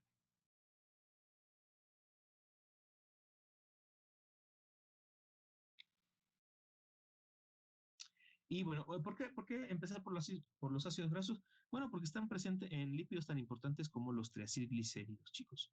Los triacilglicéridos es una forma muy importante de almacenaje de los lípidos, concretamente de estos ácidos grasos. Ajá. Y si bien es cierto que tenemos movilizándose todo el tiempo en plasma los triacilglicéridos, sepan que, bueno, cumplen una función de reabastecer de ácidos grasos tejidos periféricos que necesiten esos ácidos grasos. ¿Por qué? Pues porque se van muriendo las células, se van degradando las membranas, necesitamos formar más fosfolípidos, o simplemente porque formarán parte de los combustibles según el contexto, ¿no? No es la primera opción, como lo hemos venido comentando, pero ante momentos de ayuno, de inanición, pues claro que sí, la célula va a querer utilizar los triacilglicéridos como fuente de energía o de carbonos, ¿no? Por cierto, el término más correcto sería decir triacilglicéridos o triacilgliceroles. Ambos son términos mucho más correctos que decir triglicéridos. Pero bueno, en un intento de simplificar la terminología, terminó haciéndose más popular triglicéridos. ¿Por qué es incorrecto decir triglicéridos? Porque nunca aludimos al ácido graso. Significa 3, el prefijo 3, bueno, tri es de 3, y glicéridos, pues puede ser, puede hacer alusión del glicerol nada más. Pero nunca se nos especificó que este glicerol tiene ácidos grasos, como de hecho lo tiene la molécula de los triacil, donde acil hace alusión a la cadena de carbonos, triacil glicéridos o triacilgliceroles. ¿Va que va? Que, bueno, pueden estar presentes en grasas y en aceites.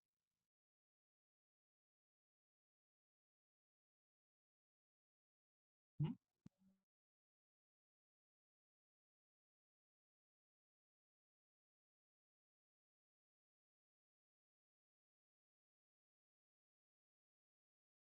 Sí, cada ácido graso de un, perdón, cada ácido graso tiene su propio grupo carboxilo.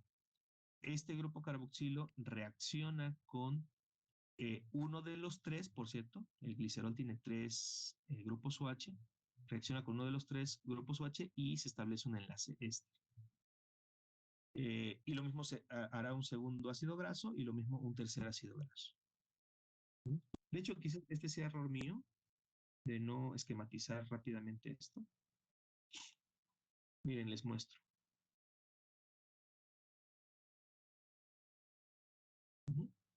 Por aquí tenemos al glicerol o glicerina. La literatura más viejita todavía le llaman glicerina.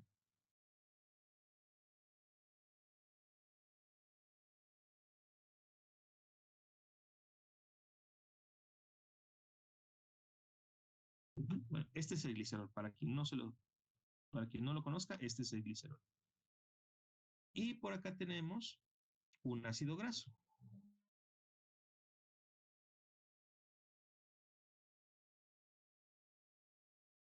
Bien, si quieren nos quedamos con el ácido palmítico de momento. Entonces abreviamos la fórmula.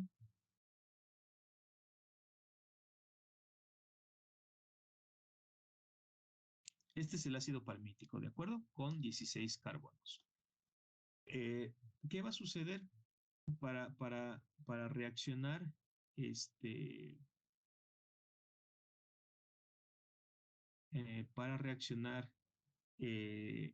el ácido graso con su grupo funcional con el ácido carboxílico, para reaccionar con el OH del glicerol, va a salir una molécula de agua. Entonces, en realidad lo que sale es esto. ¿Sí? Esto termina saliendo y lo que nos queda formando el enlace éster va a ser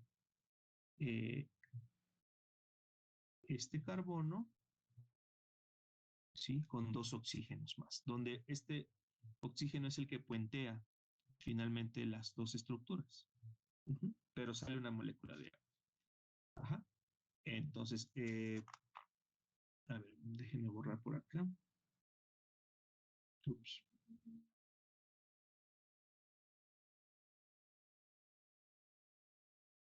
Finalmente, cuando quede unido el ácido graso quedará en esta forma.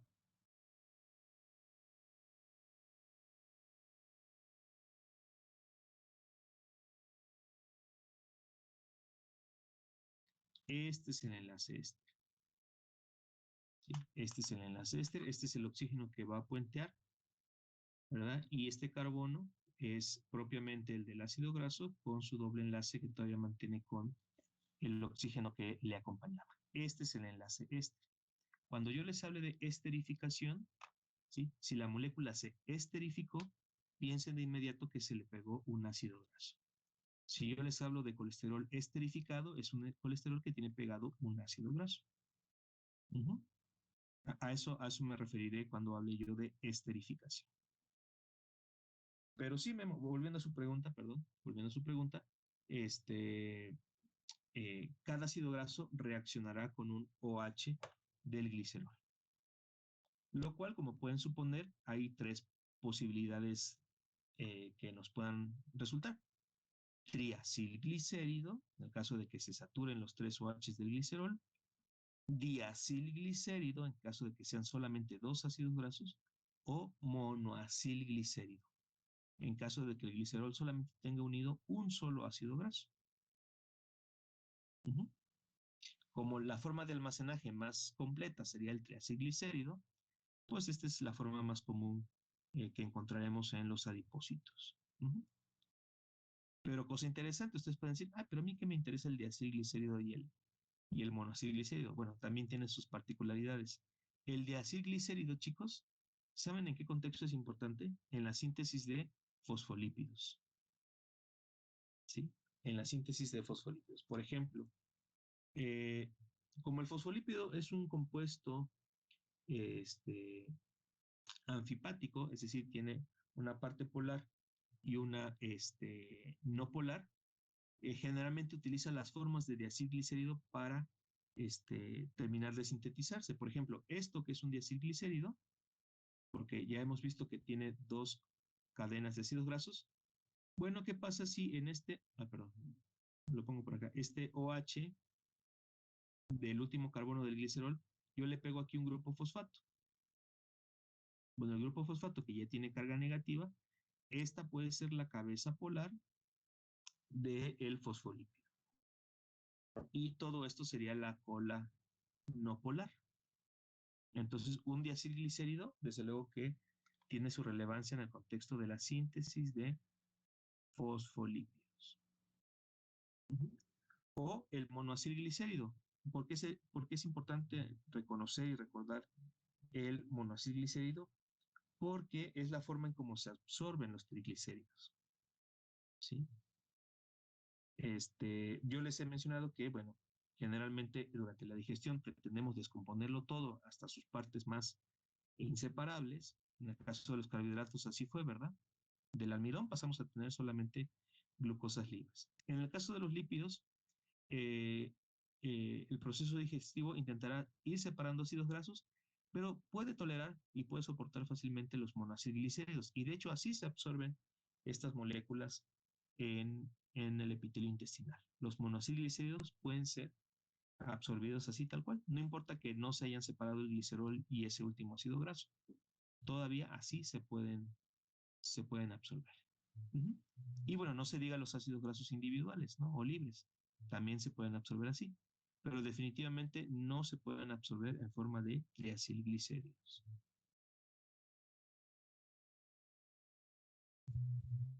No sé si contesté su pregunta, Memo. Bueno, avancemos. Y bueno, otras moléculas, como ya he reiterado, también tienen presentes a los ácidos grasos. Glicerofosfolípidos, fosfoglicéridos, glucolípidos, esfingolípidos, ceras y los eicosanoides.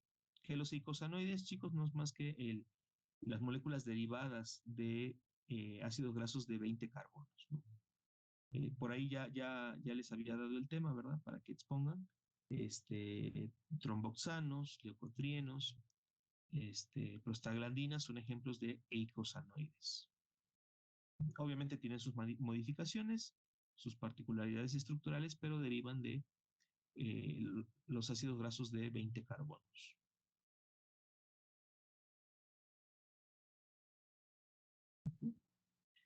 Bueno, estos ácidos grasos componen a muchos lípidos, como lo hemos reiterado. Se han identificado más de 100 ácidos grasos diferentes en los lípidos, en el contexto, pues sí, biológico, tal cual, microorganismos, nuestras propias células, en tejidos vegetales, ¿no? Y ustedes pueden decir, bueno, caramba, no son muchos. Uno pensaría que pudiera haber más ácidos grasos, ¿no? Para lo vasto que es la biosfera, ¿cómo no tener más ácidos grasos? Bueno, de hecho los hay, los hay. Lo que pasa es que este número de 100, o aproximado, porque seguramente siempre se irán sumando más ejemplos, tiene que ver con los que componen las principales membranas o triacilglicéridos más destacados, ¿no? Consideren que una variante importante va a ser la longitud y otra va a ser la presencia o no de insaturaciones y también las posiciones de estas insaturaciones. Entonces, bueno, entonces se pueden combinar todos estos ácidos grasos. Definitivamente hay más, pero al menos los más socorridos y utilizados en células, pues sí ronda más o menos la centena o un poco más. Y bueno, ya hemos mencionado, las grandes diferencias son tres. La longitud de la cadena hidrocarbonada, qué tan larga es, si tiene o no insaturaciones y en qué posiciones. Y en qué posiciones las tiene. Eso es lo que puede dar origen a que, a pesar de que estemos hablando de un ácido graso de 18 carbonos, por ejemplo, uno sea totalmente saturado, otro tenga una insaturación, otro tenga 2 insaturaciones, otro tenga 3 insaturaciones. Y si empezamos a jugar con las posiciones, bueno, las posibilidades se multiplican. ¿De acuerdo? La mayoría de los ácidos grasos están ionizados, ¿de acuerdo? Sin embargo, a pesar de ello, generalmente nombramos a los ácidos grasos en su mediante la fórmula ácido tal, ¿no? Ácido palmítico, ácido oleico, ¿sí? A pesar de que sabemos que, bueno, en estricto sentido deberíamos nombrarle palmitato, oleato, ¿sí? Todos estos. Pero bueno, un poco como por costumbre, se sigue mencionando con el sufijo ico, a pesar de que sabemos de que están ionizados al pH fisiológico.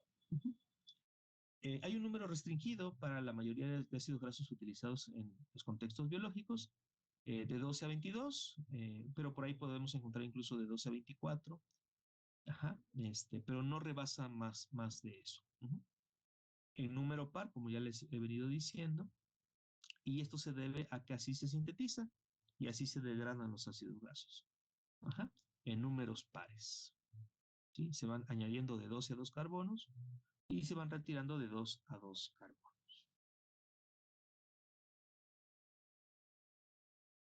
¿Va que no?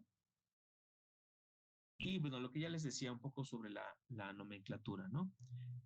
Bajo el sistema IUPAC, el carbono carboxílico se le nombra como carbono 1, ¿sí? Esto sería lo más sencillo, ¿no? Simplemente reconocer número y posiciones, pero en la nomenclatura común, el carbono adjunto al carbono carboxilo se le nombra alfa y por consiguiente al que le sigue sería el beta y al carbono terminal se le denomina como carbono omega.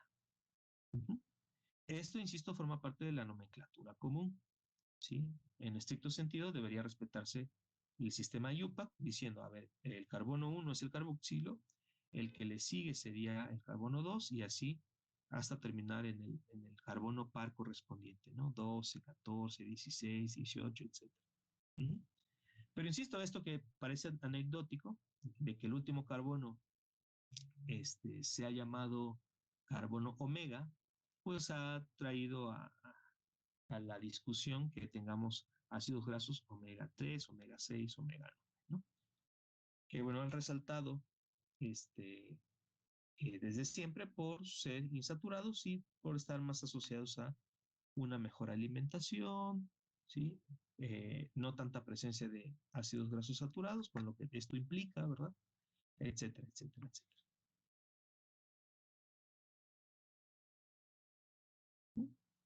Retomando un poco lo que ya decíamos también, ácidos grasos saturados son aquellos con enlaces sencillos entre sus carbonos. Ajá.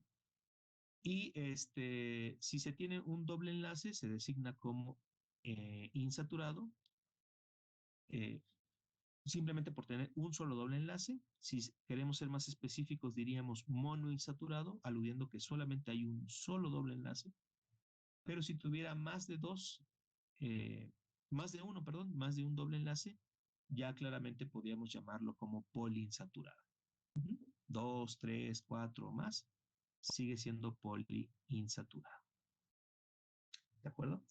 Generalmente los ácidos grasos insaturados mantienen una configuración cis. Ajá. Es decir, al parecer la molécula como que se tuerce, como que parece rota, ¿verdad? Porque el doble enlace generalmente es rígido, ¿verdad? Entonces, bueno, se suele acomodar mejor la molécula en esta configuración cis, ¿no? Se tuerce hacia un mismo lado. En cambio, la configuración trans, pues, es la que mantiene el zigzag en la molécula y, bueno, está más asociado a las cadenas hidrocarbonadas saturadas, ¿no? Aunque cabe señalar, chicos, que el doble enlace puede estar en configuración cis o en configuración trans, pero más todavía en configuración cis. Ahora bien, esto que puede ser intrascendente, la verdad, poco o mucho nos ayuda desde el aspecto metabólico o bioenergético. Por lo menos es curioso, no sé si han notado, muchachos, en las imágenes o esquemas donde se intenta representar las membranas biológicas, cómo a veces los fosfolípidos presentes o dibujados ahí tienen una colita totalmente en zigzag y otra como que la tuercen, ¿verdad? No sé si se han percatado de ese detalle en las imágenes de membranas biológicas. Bueno, ahí claramente lo que el autor de la imagen nos intenta mostrar es que, bueno, intenta respetar por lo menos esto que les menciono, ¿no? Que hay presencia en un fosfolípido de un ácido graso saturado y otro insaturado, ¿no? Para que quede un poquito más clara esta idea, me voy a regresar a la primera imagen que les mostraba. Justamente es eso, miren. Este es un fosfolípido, es la fosfatidina. Esta cadenita, la de la derecha, no se aprecia, pareciera lineal, pero está en zigzag, ¿no? Y la de la izquierda está torcidita porque en ese punto de torsión, digamos, de la cadena hidrocarbonada, encontramos el doble enlace. Ajá. Esto es lo que les intento decir, ¿no? La representación de los fosfolípidos en membranas biológicas a veces suele llevar este detalle en la figurita. Uh-huh. ¿Han visto que lo representan con bolitas y palitos, básicamente? Bueno, a veces uno de los palitos se tuerce. No sé si se han percatado. Ese detalle muy fino es porque el autor sabe que los fosfolípidos, por cierto, los fosfolípidos suelen tener un ácido graso saturado y el otro insaturado. En este caso, en este ejemplo concreto, es un ácido graso poliinsaturado, porque vemos claramente que tiene dos dobles enlaces. Ahora, chicos, quisiera, ya en la recta final de la sesión, quisiera transmitirles lo siguiente. Todos estos detalles estructurales me gustaría que no les pasaran desapercibidos o que les parecieran aburridos, pero es que tiene una repercusión biológica. Ajá. Por ejemplo, que un fosfolípido sea la combinación de dos ácidos grasos, uno saturado y otro insaturado, tiene que ver con el resultado final de estas combinaciones físico-químicas. Es decir, que para que nuestras membranas biológicas sean fluidas, porque lo tienen que ser, porque en estas membranas vienen incrustados receptores, canales, etcétera, y para que estas moléculas se puedan mover con cierta facilidad sobre la membrana y no sean estructuras rígidas, monolitos rígidos, la cubierta, la membrana lipídica debe ser semiviscosa. Y para que esta semiviscosidad se dé, necesitan combinarse las propiedades físico-químicas de un ácido graso totalmente saturado y otro saturado. Por lo que ya comentábamos hace rato, ¿no? la temperatura, punto de fusión. Necesitan combinarse esas características, más otras más que comentaremos un poco más adelante. Pero tiene una repercusión biológica, la presencia de ácidos grasos saturados e insaturados a la vez en los fosfolípidos que componen dichas membranas. Y bueno, esto es importante. Ya lo retomábamos hace un rato, la longitud y el grado de insaturación de los ácidos grasos, ¿no? Recordando, saturados serían todos aquellos ácidos grasos sin dobles enlaces. Monoinsaturados serían aquellos que ya son insaturados pero tienen solamente un doble enlace. Y los poliinsaturados serían aquellos que tienen dos o más dobles enlaces en la cadena. Ahora, cabe señalar, chicos, que los dobles enlaces, a mayor número de dobles enlaces, también cabe la posibilidad de que la cadena sea más larga para darle cabida a esos dobles enlaces. Y es que no es tan a la ligera colocar dobles enlaces o que un ácido graso tenga dobles enlaces en dicha cadena. ¿Por qué? Porque se observa un patrón. Resulta ser, muchachos, que las insaturaciones logran estar separadas unas de otras cada 3 posiciones. Entonces, no es que pongamos una insaturación detrás de otra, una detrás de otra, no. Necesita haber un equilibrio entre la separación entre estos dobles enlaces y la longitud del ácido graso. Por ejemplo, para que se entienda esta idea, si yo les hablara de un ácido graso con 4 insaturaciones, ustedes pudieran suponer que por lo menos, qué sé yo, el ácido graso debería ser mayor a 16 carbonos, por lo menos, ¿no? Y es que, insisto, se requiere cierta separación de los dobles enlaces, simplemente por cuestión de estabilidad de los dobles enlaces, y que haya suficiente separación. Esta se logra con un mínimo de 3 posiciones. ¿De acuerdo? Y bueno, yo creo que ya con esta imagen me voy cerrando la sesión. Este es un listado de los ácidos grasos, chicos, por lo menos de aquel que tiene 4 carbonos hasta el que tiene 22. Hay más, sepan que hay más, pero bueno, aquí el listado acaba con el que tiene 22. Según la nomenclatura común, que es la que más vamos a estar utilizando, vamos a nombrar ácido y luego la terminología común terminando con el sufijo ico, siempre, ¿no? Por ahí podemos hacer algunas excepciones, como ya decíamos, ¿verdad? El palmitato, el oleato, ¿no? Podemos hacer esas distinciones, pero generalmente los nombraremos con el sufijo ico, ¿no? Ácido butírico, ácido caprónico, caprílico, caprínico, láurico, mirístico, palmítico, esteárico, hasta ahí todos, si se fijan, con números pares, y en versiones saturadas. Versiones saturadas. ¿Por qué? Porque hay versiones insaturadas. Por ejemplo, para el ácido caprínico de 10 carbonos, pues ya tiene suficiente longitud como para que tenga insertado alguna insaturación, y de hecho lo tiene una, y su ácido graso insaturado, su versión insaturada se llama caproleico. ¿Sí? Caproleico. El de 12 es láurico y su versión insaturada laurénico.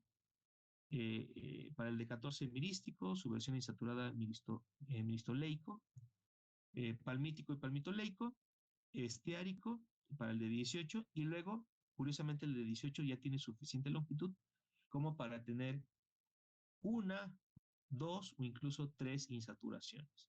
Y estamos hablando del ácido leico con una, el ácido linolénico con 2, el ácido linoleico con 2, el ácido linolénico con 3 y el ácido laoesteárico con 3 también, pero en diferentes posiciones. Profe. ¿Sí? Entonces, para encontrar la posición de la insaturación, ¿se cuenta a partir del carbono con el grupo funcional o del último de la cola hidrocarbonada? Vamos a pegarnos a las reglas. Hay que comenzar desde el grupo funcional, desde el grupo carboxilo. Desde el grupo carboxilo. Lo otro que les comentaba es más bien anecdótico, ¿sí? No nos da mucha información y aquí sí queremos ser precisos, ¿no? ¿De qué ácido graso estamos hablando? ¿Qué cantidad de carbonos tiene? ¿Cuántas insaturaciones tiene? ¿Y en qué posiciones están las insaturaciones?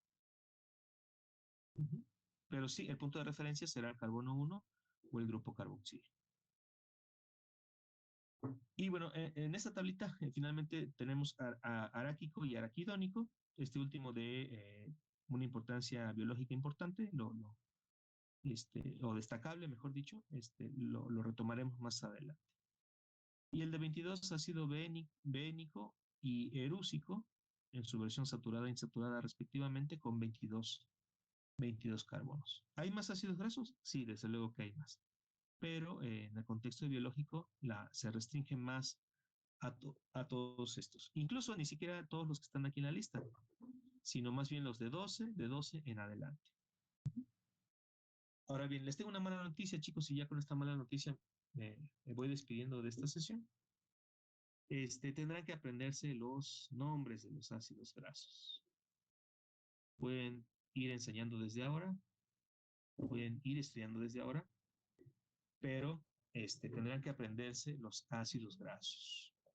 Nombre común, solamente con el nombre común, número de carbonos, si tienen o no insaturaciones y en qué posiciones. Los retomaremos en la siguiente clase, en la clase de mañana. Esa es la mala noticia. Porque sacaremos cuentas, así como hicimos cuentas para saber cuántos ATPs recuperamos en una molécula de glucosa. Si sabemos el número de carbonos e insaturaciones de un ácido graso, podemos también saber el número de ATPs finales recuperados. Muy bien. ¿Habrá alguna última pregunta? ¿Algún otro último comentario? ¿No? Bueno, aquí lo dejamos, chicos. Buen jueves, los veo mañana. Cuídense. Gracias, profesor. Hasta luego. Gracias, profe. Hasta mañana, profe. Hasta luego, profe. Bye, bye. Hasta luego, profe. ¿Sí?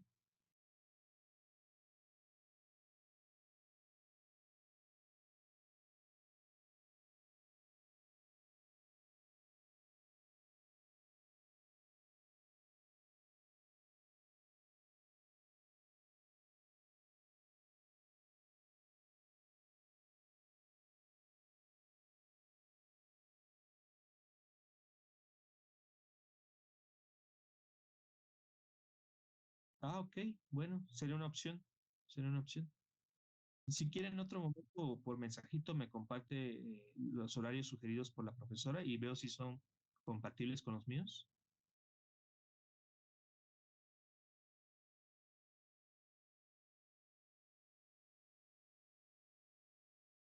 Ok, bien, te agradezco, Memo. Nos vemos.